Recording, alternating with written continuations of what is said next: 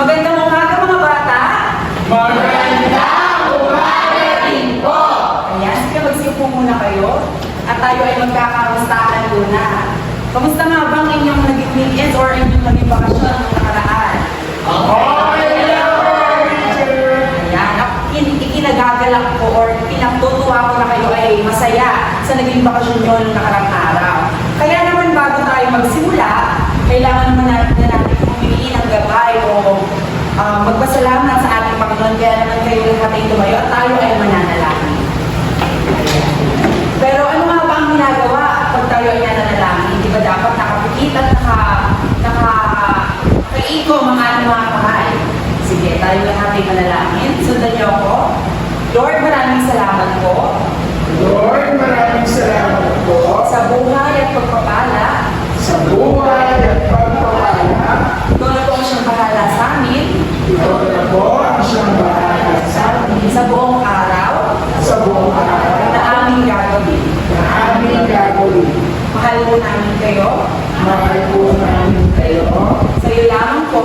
Sa ilamang po Ang pinakamataas. ang pinakamataas Na papuri. na papuri At pasasalamat. at pasasalamat. Amen. Amen! Okay, sige, tayo lahat ay muna. Yan. Naku, kung inaanto pa yung lahat parang ang baba-baba ng energy nyo. Kaya naman, ngayon ay mag-e-exercise tayo para magana naman na magiging aralin natin ngayon. Sige, tayo lahat ay tumayo. Tayo ay sasayaw ng ako, ikaw, tayo ay isang komunidad. Sige, tayo lahat ay tumayo.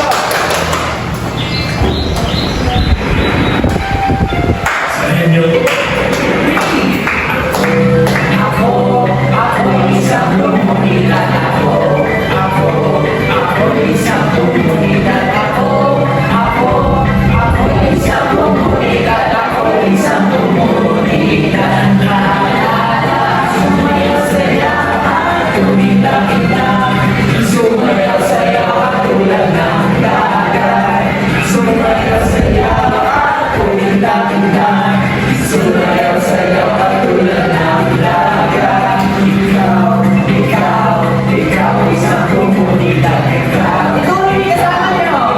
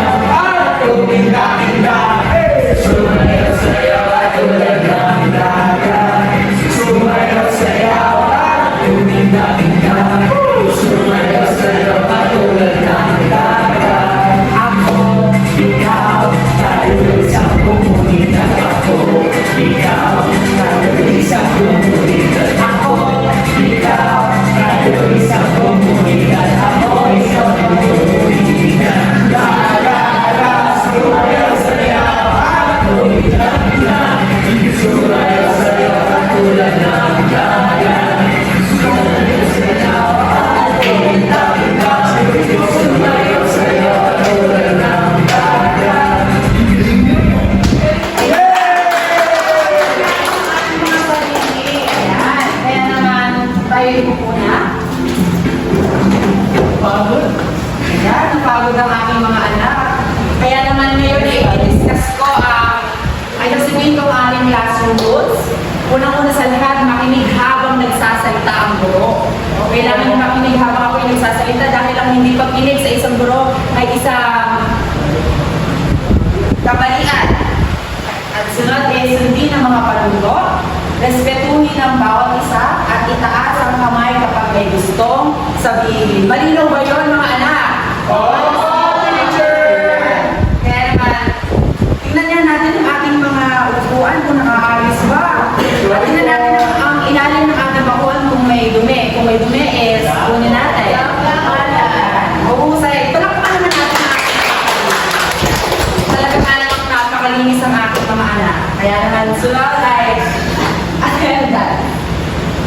May lumiban ba sa ating klase? Okay, let's check the attendance. Okay? John T. Bautista. Present po. Ayan. Aliyah Ibarola. Angelo Domingo. Jefferson Manansala. Present po, teacher. Ayan. Diane Carriaga. Jenny Manubay. Adrian Santos. Rex Shara. And si Lance. Present po. Ayan, mahusay.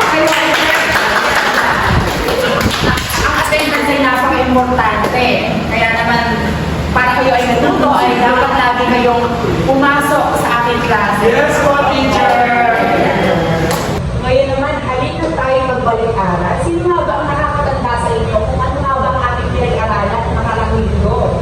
Ayan, Dayan. Sir, natatandaan ko po, ano po, yung mga places po na pinupuntahan ko ng pamilya ko. Ayan, mahusay. Para po kayo sino pa? Baka may gusto ko kayo idagdag, mga anak. Sure, wala na po. Kung yung nakakahusay ng ating mga estudyante. Ngayon naman ay magkakaroon tayo ng storytelling. Gusto niyo ba yun? Kayo ay ating kwentuhan. Ang kwento na aking babasahin ay tungkol sa ating magiging topic ngayong araw. Kaya naman ito. At kayo dalawa. Wow, thank you po. At kayo dalawa. At kayo presentation. Handa na ba kayo? At na malaman ang ating kwento ngayong araw? Yes, teacher. Malakas pa lang kayo. Ngayon, ang kwento, ang pamagat ng ating kwento ngayon ay Bayani sa Umunday. Sa isang masayang baryo, may limang pagkakaibigan na kilala bilang ang mga bayani ng komunidad na laging nagtutulungan para sa kaligtasan ng kanilang lugar. Sila ay sina Ginang Rosa ang guro, Mang Tino ang pulis, Ka Pedro ang magsasaka, Tatang Ben ang bumbero, at Mang Jojo ang karpintero. Matapos ang malakas na bagyo na sumira sa bahay at paaralan, agad silang nagtipon upang tumulong sa mga kapitbahay. Si Mang Jojo ay nag-ayos sa mga nasirang bubong. Si Tatang Ben ay naglinis upang maiwasan ang sunog. Si Ka Pedro ay nagbigay ng pagkain. Si Mang Tino ay nagbantay para sa seguridad. At si Ginang Rosa ay nagturo ng pagtutulungan sa mga bata sa ilalim ng puno. Dahil sa kanilang pagkakaisa, muling bumangon ang baryo at natutunan ng lahat ang halaga ng palasakit at pagtutulungan. Ayan. Yan ang napakahalaga ng mga bayani sa ating komunidad. Kaya naman, kayo ba ay may natutunan sa ating storytelling ngayong araw? Jefferson? Teacher, para saan po ba itong lesson or story po na binasa mo po para sa amin? Ang lesson na ating pag-aaralan ngayon ay ang mga naglilingkod sa ating komunidad. Kaya ito ang ating storytelling ngayong araw. Pero bago ko lahat, magkakaroon tayo ng group activity na tatawagin natin Jigsaw Puzzle. Okay, so kaya mo lahat ay umikot at may kukuhin kayo sa puzzle at ipapakita nyo dito sa harapan. At i-explain nyo kung ano nga ba ang nabuo nyo puzzle. Kaya naman, sige, kayo natin.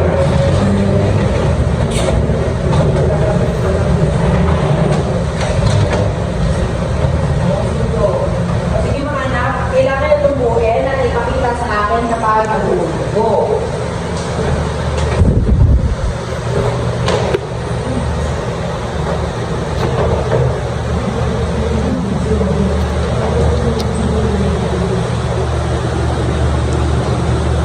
Mga anak, go!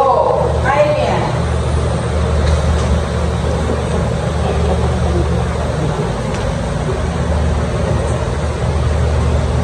Teacher, hindi po namin kabisado.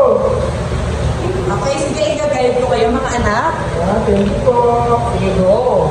Yan, daan. Ano po, teacher, police po po. Wow! Wow, mali-mali ka naman eh.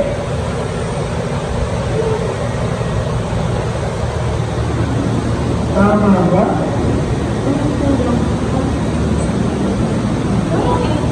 Boss, teacher.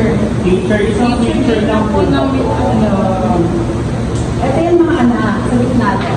Yun! O sige, idala nyo nga dito sa harapan ng mga nagawa niyo. Pero kung ano nga yung mga idala nyo dito. Dito sa harap, sabi ni teacher. Hindi nila. Okay. Wow! No, Adrian! O sino ang magpapaliwanag sa inyo sa asa? At ipaliwanag kung ano nga ba ang inyong nabuo. Teacher, si Adrian daw Ito na yan po. po, teacher. Magaling po. Oo. Ang ganda yung Okay, yeah. po, teacher. Kaya mo yan! Kaya mo yan! Sige po. Napag-aralan po natin, teacher, yung mga bayani po sa ating hospital. Ngayon po, ito po yung mga nabuo po natin. Una po yung construction worker. Kasi po kapag nasiraan po kami ng bahay, dito, isa po silang construction worker. Kaya proud na proud po ako.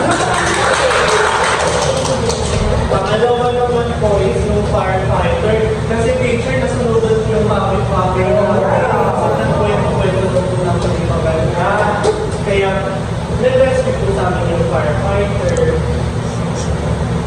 Pangatlo po is yung police po. Kasi po, ano po, sila po yung mga nagkaano po ng mga masasamang Ayan. Mahusay. Tama. Ayan. Congratulations sa inyo lahat. Iayos na namin yung upuan. Maraming salamat sa inyong partisipasyon sa ating group activity. Ayun, pinaigihan na ba kayo kung ano ang ating pag-aaralan ngayon? Ayan. So, ang ating topic ngayon ay ang mga naglilingkod sa ating komunidad.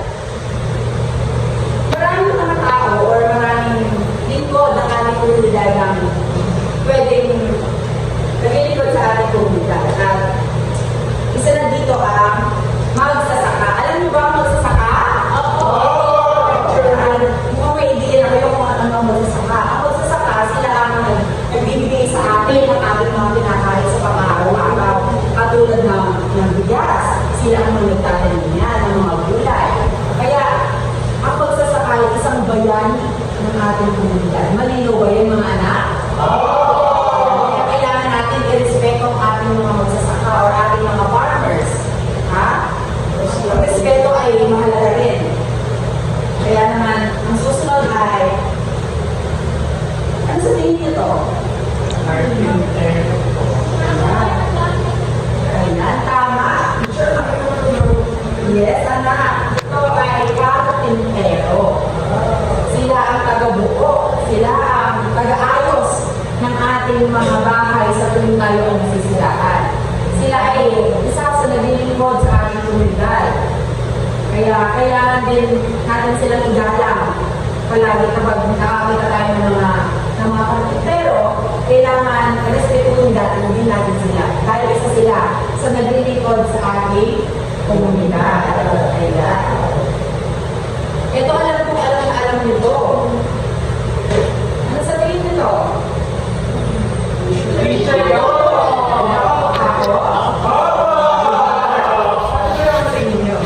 Ito ay isang guro or teacher.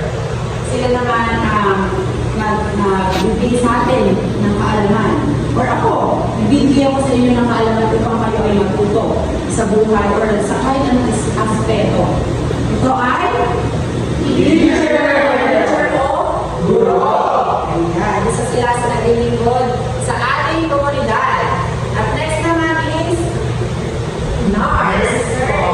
Ito ay nurse or kaya doktor. Isa din sila sa naglilingkod sa ating komunidad. Ano nga ba yung ginagawa ng nurse o mga doktor? Ano pa kung sila man ng mga estudyante? Isang pa lang naman dyan. Sila ay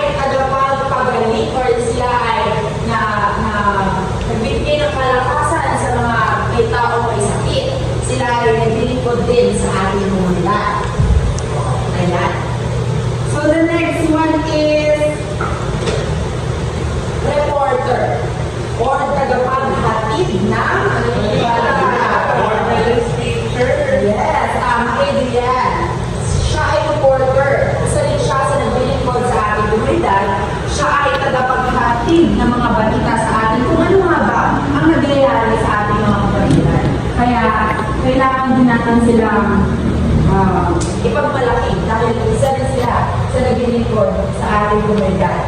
Sila ay tagapaghatid na balita. Ayan, mahusay. At sunod naman ay ang binuon kanina sa puzzle, police! Yan, siya ay police. So ano nga ba ang ginagawa ng police sa ating komunidad? Nagpuposas po. Nagpapaglalas po. Mahusay. Buhay po. Yes. Ang police or ang mga police ay sila ang taga-buli or taga-kuha ng mga taong masasama or may mga ginagawang masama. Kaya bilin ko lamang sa inyo ng mga bata na huwag na huwag kayong gagawa ng mga masamang gawain kasi uling kayo ng pulis or ng pulis na nalilingkod sa ating komunidad. Yan. So the last one is at panghuli, ano na nga ito mga bata? Tama, bumbero. Ang bumbero ay tagapagpapula ng apoy sa tuwing ang ating komunidad ay may sunog. Isa rin sila sa lilingkod sa ating komunidad at kailangan din natin sila irespeto. Ayan. Kaya naman, kung natatandaan nyo nga itong mga to, itaas ang inyong kamay kung gusto nyo sumagot. Ano na nga ito mga bata? Teacher, okay? Jenny? Magsusok ako, teacher. O ano nga ba ang ginagawa ng magsasaka sa ating komunidad? Sila po yung nag-aano ko ng mga palay na napagkain ko natin. Ayan. Walang pa naman natin. Ayan. Sunod ay? Okay. Imarola. Teacher, ano po ba? Carpenter po.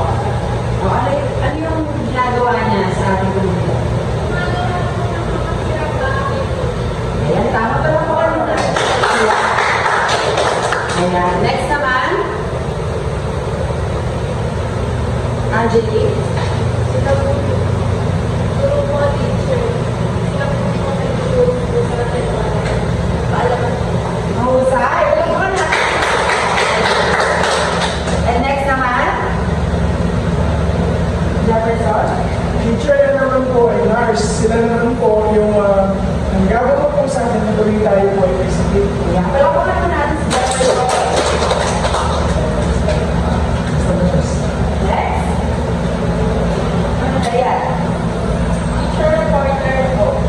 Yung ginagawa po nila is pagbalita po. Mahusay.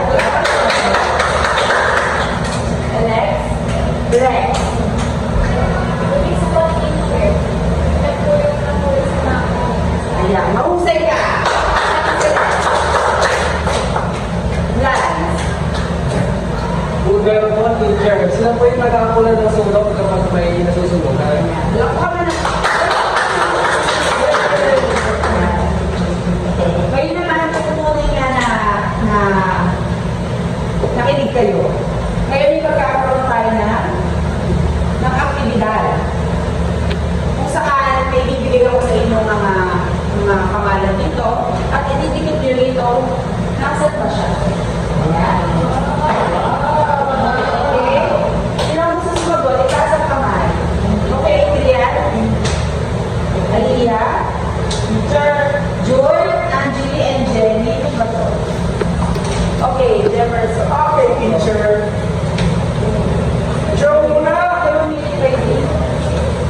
Teacher, okay. O, dahan-dahan. Ano po?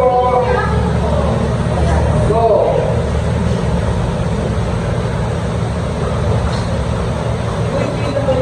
Uy, pila! Okay, pumila kayo mga anak. Huwag kayo magtulungan. O, sige, go. Ayan. Isa din na Ito po ata si Adrian.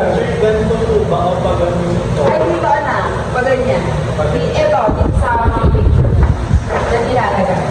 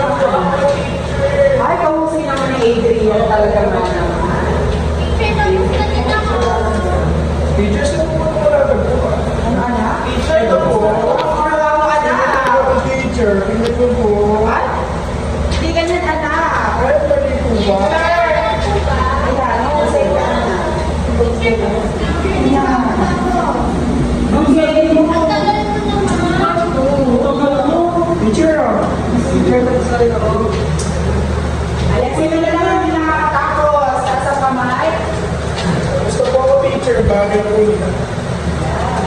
Pangit ng ulam. Okay na, hindi ko ito. Mahusay ka na. Mahusay ka. Ang pangusay naman ang ating mga anak. Kaya may ako'y mag-check na naman. Teacher, inaaway mo ako ni Ju. Ay, huwag kayo nag-aaway Teacher, hindi ha. ko. Teacher, sabi ko inaaway mo ako. Sunod ko po. Tingnan ko nga. Hindi na ko mamaya. Teacher, ilan ako? Wait lang mga anak ha. I-check lang yung teacher ko kung nga ba ang magiging score nyo. Teacher, sa akin yun, no? Okay, teacher. Teacher, naman dito ba ako? Wala, wait lang anak ha. Teacher, may score. Teacher, yung ulit ko. Salamat anak. Teacher, recess na po ba? Ay, wait lang anak. Meron pa tayong dapat. Teacher, asan na po si Mami? Ako'y natutuwa na kayong lahat ay nakakuha ng mataas na marka.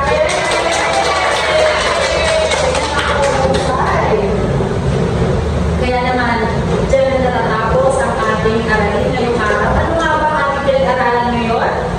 Tungkol saan? Okay, Judy. Mga bayan po sa ulan. Ayan. Ano naman nakikinig ang aking mga anak? Kaya naman ngayon ay meron tayo ang aralin kung saan kayo ay bubukin na larawan at ididikit nyo ito sa inyong mga moderno.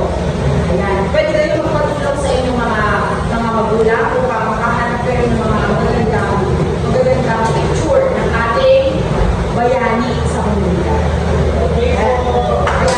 Maraming salamat sa inyong partisipasyon at malaki kayo ang inyong mga sagot. Wait lang. Meron tayo. Wait lang anak. Meron tayo. Dance. Teacher, sasayaw mo na. Yes, paalam na sa'yo. Teacher, ayaw ko po po mag-responde ka. Ay, oo. Kaya na kayo na lang.